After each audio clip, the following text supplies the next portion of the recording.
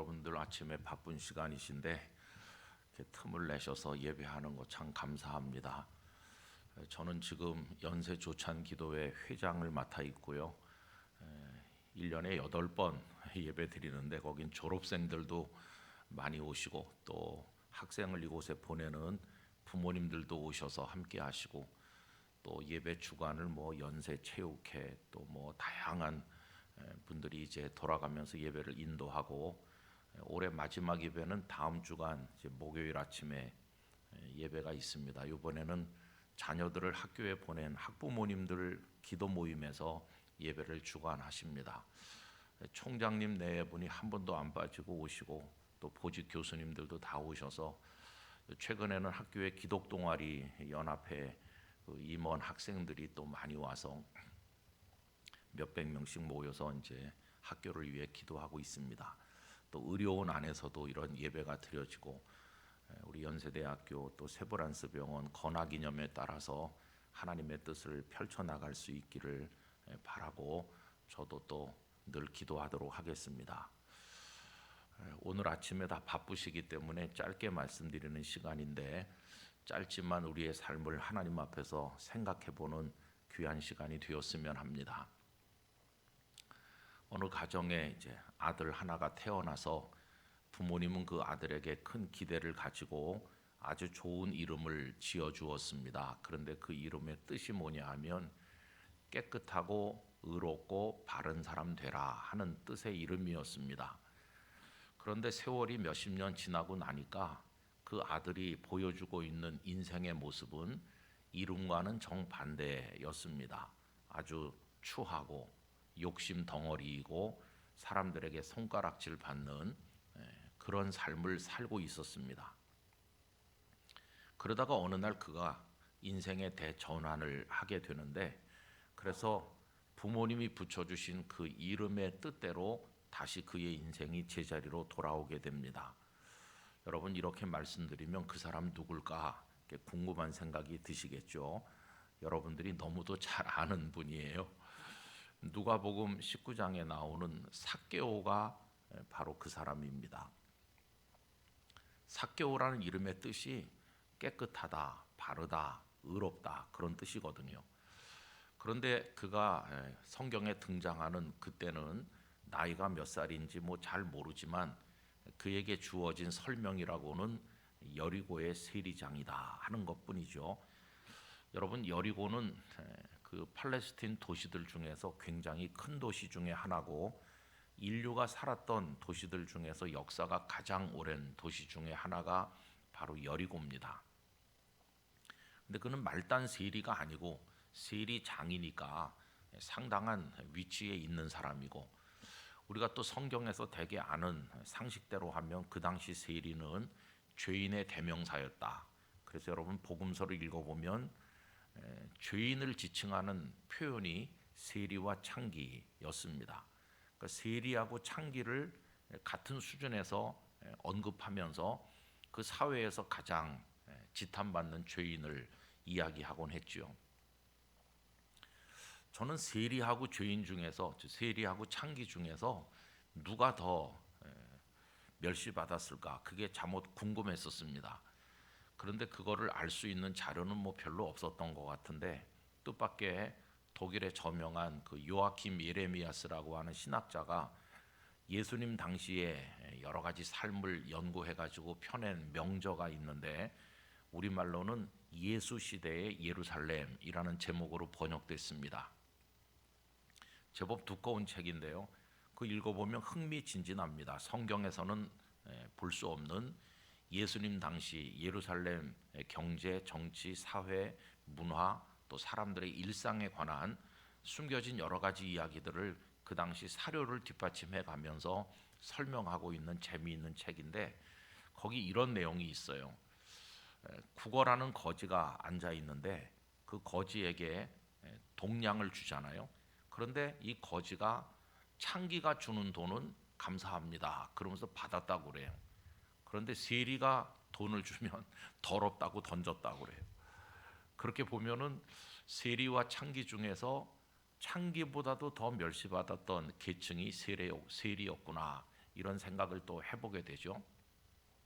그러니까 삭개오는 그런 사람이었던 거죠. 그런데 어느 날 예수님을 그가 만납니다. 나무 가지 위에 올라가서 예수님을 바라보게 되고 결국 예수님은 그의 가정에 들어가셨는데 그의 인생 속으로 들어가셨다고 할 수 있고, 그리고 그가 대전환을 했다는 것은 자기 재산의 절반을 가난한 사람들에게 주겠습니다. 착취하고 빼앗던 사람에서 주는 사람으로 180도 전환되었고, 그리고 또 속여서 빼앗은 것이 있으면 4배로 갚겠다. 이제 이 말은 거의 자기 재산을 다 털어서 주겠다, 그런 뜻이겠습니다. 이제 복음서에는 거기까지만 나와 있죠. 그러면 그 이후에 삭개오의 삶이 어떻게 됐는지 잠옷 궁금한데, 그걸 알려주는 그 문헌이 있습니다. 그 1세기 말에서 2세기에 걸쳐서 그 고대 교회 지도자들의 삶을 추적한 그런 책 중에 사도 헌장이라고 하는 작품이 있습니다. 그 사도 헌장에 보면 뜻밖에도 이 삭개오가 등장하고 있는 거죠. 그 이후에 그의 삶이 어떠했는지를 이렇게 설명하죠. 그는 이제 예수 그리스도를 따르는 신실한 사람이 되었고, 당연히 세리의 일은 청산을 했고, 그리고는 나중에 가이사랴의 목사님이 되었다. 그는 가이사랴에서 하나님을 섬기다가 세상을 떠난 것으로 나와 있습니다. 그러니 그 이름 그대로 깨끗하고 정결하고 의롭고 바른 사람으로 돌아왔다. 여러분, 제가 왜 삭개오 얘기를 말씀드리느냐 하면요, 이게 이제 한 사람의 아주 축약된 인생 스토리입니다. 이 지구상에는 지금 현재도 80억 정도 사람들이 살고 있고, 또 어떤 학자는 지금까지 이 지구촌이 생긴 이후로 오늘까지 전부 살았던 사람, 사는 사람 다 합치면 한 200억 이상 되지 않겠나. 물론 그 근거가 뭐 타당한지는 잘 모르겠습니다만은 어쨌든 그렇게 추정을 했습니다. 여러분, 우리가 평생을 살면서 알고 지내는 사람이 몇 명 될까요? 우리의 휴대폰에 올라 있는 연락처가 몇 개나 되는지 우리는 그다지 큰 영역에서 살지는 않습니다. 그 중에서 한 몇백 명, 많이 알아야 몇천 명, 그 중에 한 명으로 관계를 맺으며 사는 건데, 그분 말씀대로 200억이 넘는 사람이 지금까지 살았거나 살고 있다면 그 많은 사람이 다 제각기 자기 나름의 어떤 인생 이야기를 하나씩 가지고 있는 거죠. 삭개오는 그런 얘기를 가지고 있었고, 또 오늘 우리는 우리 나름대로의 이야기가 한 토막 있는 겁니다. 마치 사람 숫자만큼 서로 다른 손금이 존재하는 것처럼 이야기도 다 제각기 다른 것이죠. 그 중에 한 사람, 나라고 하는 존재가 지금 있는 겁니다. 나라는 존재를 남들이 얼마나 소중히 여겨주는지, 또 내가 나를 얼마나 귀하게 여기는지, 뭐 그거는 다 다르겠습니다만은 어쨌든 우린 다 하나님 앞에 지금 주어진 그 생애 속에서 이야기 하나씩을 만들고 있는 거죠. 여기 병원에서 여러 가지 일을 맡으셔서 수고하시는데, 여러분들은 여러분들의 삶에 대해서, 오늘의 나에 대해서 어떤 만족감, 감사 혹은 어떤 부족, 불평, 그런 걸 가지고 살고 계신지 잘 모르겠습니다. 근데 참 그 이야기를 하나 만들고 세상을 살아간다는 게 왜 그렇게 고단하고 힘들고 우리를 옥죄고 때로는 스트레스가 극심해서 심장이 터질 것 같고 숨도 못 쉬고 밤잠도 못 자고 우리는 왜 그렇게 힘들게 사나. 여러 가지 이유가 있겠습니다만은 그 중에 빼놓을 수 없는 이유 중에 하나는 이런 거라고 생각합니다.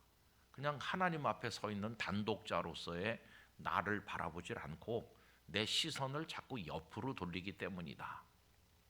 그런 생각이 들어요. 내가 홍길동인데 옆에 김길동이 있는 거죠. 그래서 김길동은 어떻게 사나 그걸 자꾸 보는 겁니다.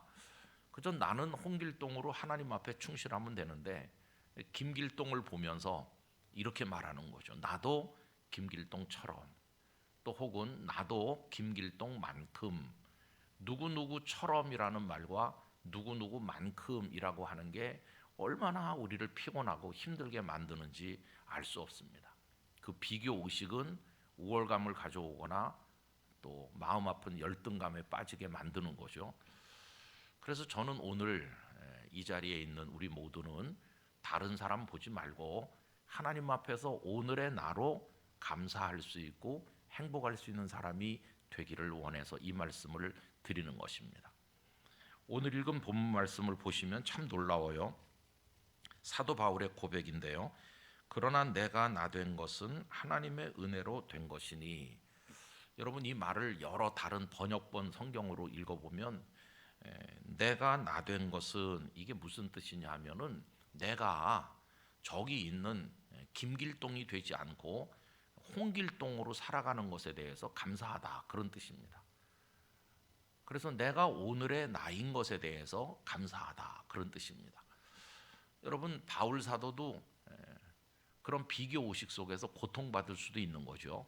하나님, 왜 저 베드로는 일찍 부름받아서 주님의 제자가 됐는데 왜 나도 좀 그렇게 해주시지 않았습니까? 나도 좀 일찍 주님의 제자가 돼서 그 12명 속에 한 명이 되었다면 참 감사할 텐데 왜 나는 뒤늦게 핍박자로 살다가 이렇게 부름받았습니까? 왜 나는 베드로처럼 되지 못했나요? 이렇게 할 수도 있잖아요. 그런데 바울은 단 한 번도 자신이 베드로가 되지 못한 것을 원망한 적이 없어요. 그냥 오늘 나 바울의 모습으로 충분하다, 이렇게 하는 것이죠. 그게 여기 오늘 읽은 이 본문이라고 할 수 있겠습니다. 여러분, 이런 드라마가 있었던 걸 아십니까? 여행을 대신해 드립니다. 그런 드라마가 지난 여름 8월에 우리나라에 있었어요. 잘 모르실 텐데 왜 그러냐 하면 시청률 거의 0% 수준이었거든요. 채널 A에서 방송한 겁니다. 거기 강여름이라고 하는 여자 주인공이 등장하는데 시골에서 올라와 가지고 이제 그 아이돌 그룹에 들어가서 걸그룹에 들어가 가지고 스타가 되는 게 꿈이었고, 말로 다 할 수 없는 노력 끝에 이제 그런 그룹 속에 한 명으로 들어가게 됐는데 결국은 성공하지 못하고 주저앉죠. 그 중에 한두 명은 굉장한 최고 스타가 돼요. 거기 비교해 보면 자기는 너무나도 초라하죠. 그래서 TV 예능 프로그램에 뭐 그냥 단역으로 나와요. 자기 존재가 참 한심하다. 근데 그것도 그나마 끊어집니다. 그리고 이제 다시 시골로 내려가야 될 상황이 되는데 뜻밖의 이제 어떤 사람이 편지를 보내면서 내 대신 충청도 부여에 가서 여행을 좀 대신 해달라는 거예요. 근데 그 편지 속에는 그 나무 팔찌가 하나 들어 있어요. 팔찌가. 그래서 그 나무 이렇게 만든 팔찌를 여기다 끼고 여행을 갔다 오는 겁니다. 무슨 뭐 작가가 따라오는 것도 카메라 그 기사가 따라오는 것도 아니에요. 방영할 것도 아니고 그냥 혼자서 대신 갔다 오라는 거예요. 이렇게 황당한 게 있나? 그래서 처음에는 굉장히 거절했는데 결국은 이제 갔다 오죠. 갔다 오면서 그 여행을 의뢰했던 사람하고 부여에서 어떤 사람 만났는데 쌍둥이 자매인데 이게 떨어져서 모르고 살았던 것을 연결하게 돼요. 이렇게 다른 사람의 여행을 몇 차례 대신하다가 이 주인공의 마음에 자각이 생기는 거죠. 왜 내가 남의 여행을 대신하나? 내 인생에 내 여행을 해야 되는데. 그래서 자신의 자아를 다시 찾아가는 굉장히 또 의미가 있는 그런 드라마입니다. 시청률 0% 수준이지만 관심 있는 분은 한번 보시기 바랍니다. 그래서 여러분, 베드로는 베드로의 길이 있고 요한은 요한의 길이 있고 바울은 바울의 길이 있고 나는 나의 길이 있죠. 그럼 오늘의 내가 왜 불만스러울까요? 그 내가 세운 기준에 만족하지 못해서 부족이 있어서 그런데 저는 부족함은 부족함대로 우리를 설레게 만든다고 생각합니다. 그 부족함을 채워나가고 개발해 나가는 것이 우리의 미래 아니겠어요? 나는 이미 100% 채워졌다 그러면은 미래에 대한 기대가 없지만 부족하기 때문에 도전할 수 있고 노력할 수 있고 미래에 주실 하나님의 은혜가 기대되는 것이고, 그래서 오늘 나의 모습으로 만족하다, 이걸로 충분히 행복하다. 여러분들이 그런 행복과 감사를 가지고 여러분들에게 찾아오는 많은 환자들도 행복하게 해주시는 그런 오늘 하루가 되시기를 간절히 기원합니다. 기도하겠습니다. 아버지 하나님, 연세의료원에서 수고하시는 많은 분들이 바쁜 시간에 예배합니다. 오늘 우리의 모습으로 충분합니다. 기쁨과 감사함으로 하나님 앞에 살게 하여 주옵소서. 예수님 이름으로 기도하옵나이다. 아멘.